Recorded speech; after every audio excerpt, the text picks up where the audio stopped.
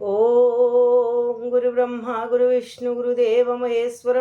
गुरुरेव परं ब्रह्मं तस्मै श्री गुरुवे नमः। अखण्डमण्डलाकारं व्याप्तयेनं चराचरं तत्पदं दर्शितं येनं तस्मै श्री गुरुवे नमः। तस्मै श्री गुरुवे नमः। तस्मै श्री गुरुवे नमः। ओम नमो भगवते वासुदेवाय नमः। श्रीमद्भगवत वासु श्रीमद्भगवत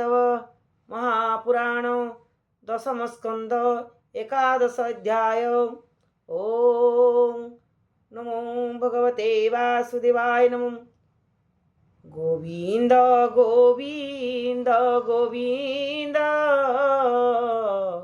पदु गळुछि मकरंद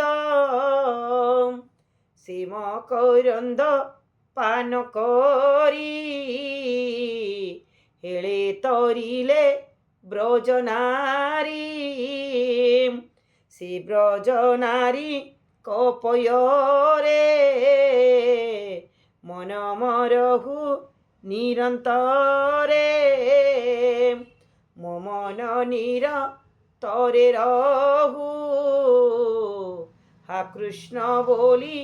जीव जाऊ हा कृष्ण बोली जाऊ जीव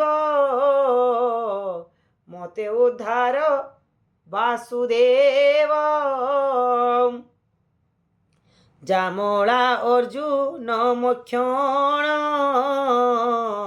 11 अध्याय वर्णन। सुख वचन सुनी राये पड़ई पुनः पुनः पाए मन आनंदे नुपवर मुनि की बोलई उत्तर। राजा परीक्षित वाच भो मुनि कुमेर कुमरे वृक्ष होइले गोपपुरे कि दोष कले नारदरे साप पाइले कि पापरे ताहांक देहे नाही रोष विशेषे गोविंदर दास एते अनीति आचरिले निर्गुण मुनि की चालिले तेणु होइले वृक्ष दुई गोपनगरे बेनी भाई से कथा कह मुनिवर निर्मल घेऊ मो शरीर मुनि बोलती ताहा शुणी हरिचरित मने गुणी। श्री सुखवाच नलकुवर मणिग्रीव तपे तोषिले सदाशिव प्रसन्न होई उमाकांत बर जाचिले विश्वनाथ शुणी सानंद बेनी भाई कहती सिरे कर देई आन संपदे कार्य नाही शुणी मातृलोक्य गोसाये सतेक यज्ञ सपसरी आम्भे करिबु भोग करी अस्तु बइले शूल पाणी दैव मिलाइला आणे कन्या सतेक घेनी संगे मिलिले गंगा नदी लागे दइबे निंदा घर काल डेई पड़िले नदी जल बरुणा मध्य कले पान बोले होइले होत ज्ञान वस्त्र पालटी वृक्ष तले कर कन्या ए पशिले कजले करती नाना रंगे केली हास परिहास ढमाली एमंत समये नारद जानते करती बीणा वाद्य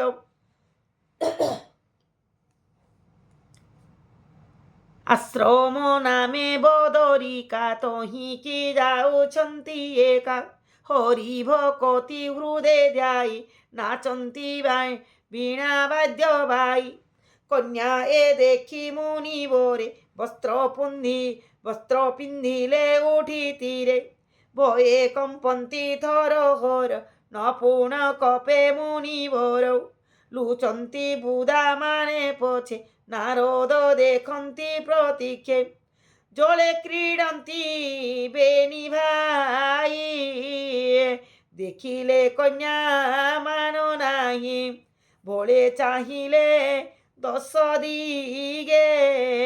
ବସ୍ତ୍ର ହିଁ ନାହିଁ କୋଟି ଭାଗେ মোদে অরুণ বেনি আখি মুনিকি চাহান্তিনি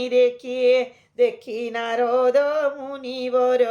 বিনাশ বদে কলে স্থির কূলে রহিলে আড় হই দয়া বিচারতি যে চাহিয়ে নারদ বাচ এবেনি কুবের নন্দন মোদে হইলে হত জ্ঞান দৈবে কলায়াঙ্কু নাশ তেণু হইলা বুদ্ধি ভ্রংশ স্বভাবে রোজ গুণে ছন্দে অজ্ঞান গেলে মোহ বন্ধে ঐশ্বর্য মদর লক্ষণ ত্রিবিধ অটে এহা জাণ বহু শাস্ত্রাঙ্গ সুরাপান দ্বিতীয় ক্রীড়ারে রসে মন ঐশ্বর্য মতে হই মত আত্মা নির্দয়ে ব্যক্তিগত নশ্বর দেহ কুঅজর অমর পরা করি স্থির জীব হিংসন্তে আনন্দরে শোচনা নথা ইমনরে দেহরু প্রাণ গলে ছাড়ি রহই মৃত পিণ্ড পড়ি ভূদেব নর দেব খেলে অন্তে কই গতি কলে ভলে চিন্তা চিতা অনলে ভস্ম হই কিয় বা কৃমি বিষ্ঠা হইয়ে সে দেহ পাইয়ে মারে জন্তু অজ্ঞান নর কর হেতু জ্ঞান হুই এনে ভ্রম জন্ম মরণে পথশ্রম এ দেহ কহিবা কাহার মাতা পিতা বা বন্ধুঙ্কর কি অন্নদাতা কি রাজার কি অগ্নিশ্বান শৃগালর কি ও বাণিজ্যর এ দেহ কে এহা কহিব নিশ্চয় অব্যক্ত তহু জাত হয়ে পুଣି সে তহিরে মিশয়ে এ দেহ পাই জন্তু মারে মূঢ় নহেলে কেবা করে সম্পদ মদে যেহু অন্ধ সম্পদ নাশ তা ঔষধ দরিদ্রপণে দুঃখে পাইয়ে আত্মাকু জগতে দেখয়ে কণ্টান বহে যা চরণ সে কি জানই সে কোষণ সুখী ন জানে পর ব্যথা জীব মারণে সামরথা যাহার দেহে ক্ষত হই সে জানে সুখ দুঃখ দুই দরিদ্র জন ক্লেশ পাই ইন্দ্রিয় ভোগ নরসই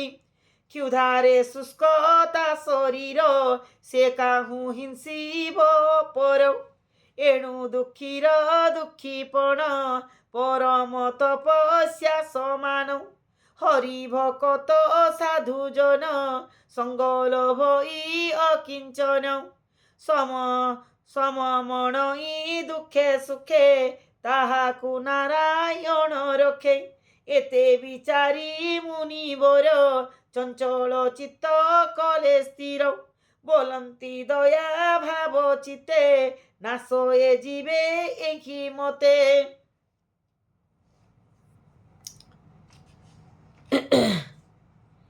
ভোল হইলে মদ খাই এবে তরিবে বেনি ভাই দেহ কোন জানন্তি বলে বৃক্ষ হইবে এক তুলে কোপে বলন্তি মুনিবর শুণ হে কুবের কুমর শুণ হে কুবের কুমর কোপে বলন্তি মুনিবর अर्जुन वृक्ष रूप होई मोते गोपे जन्मिवे बेनी भाई सते बरस देव मते कृष्ण को भेट साप अंते भकति हेव कृष्ण पादे सापु तरिवे अप्रमादे ए मंत्र बोली मुनि गले से दिनु वृक्ष से होइले सुन राजन हरिबाणी रोल टाणिले चक्र पाणिए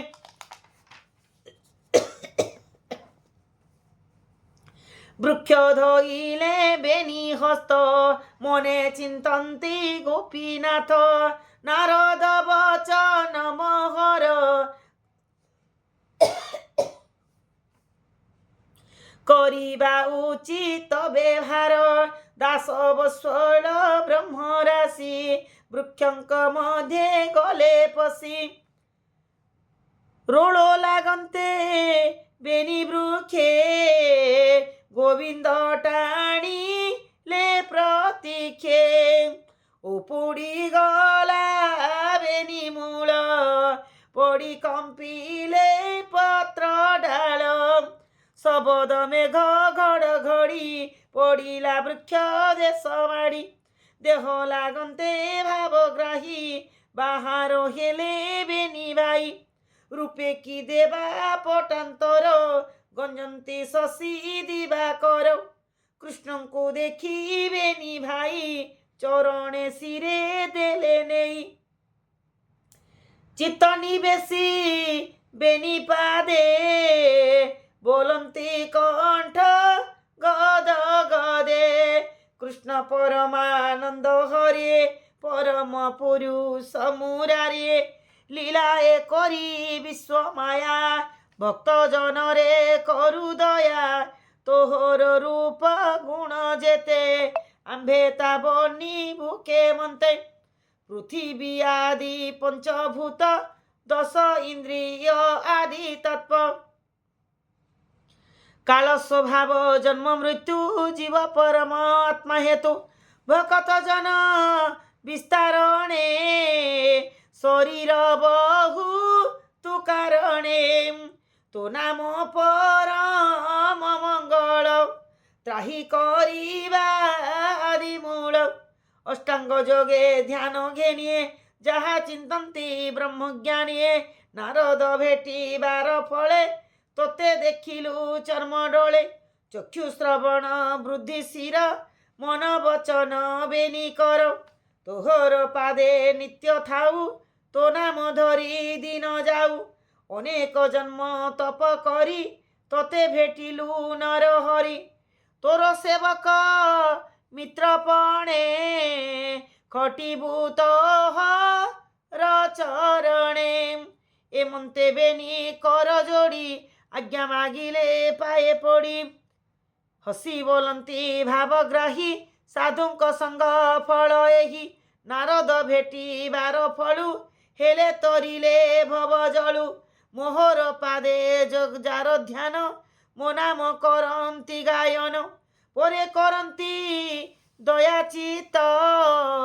माया रे नुह ती मोहित एहांको दर्शने जे पाई पाप ताहांकु न लागई सुन हे कुबेर कुमरे निश्चिंते जाओ निज पुरे भक्ति करी मोर पादे मते पाइब अप्रमादे कृष्ण वचन सिरे धरी उत्तर दिगे गले चली से हरि चरणे विश्वास कहिला जगन्नाथ दास भक्त वत्सल पीतवास क्षमा करिवे मोर आस इति श्रीमद्भागवते महापुराणे पारमहंस्या संहितायां दशम स्कंदे जामलार्जुन भंजनम नाम 11 अध्याय समाप्त।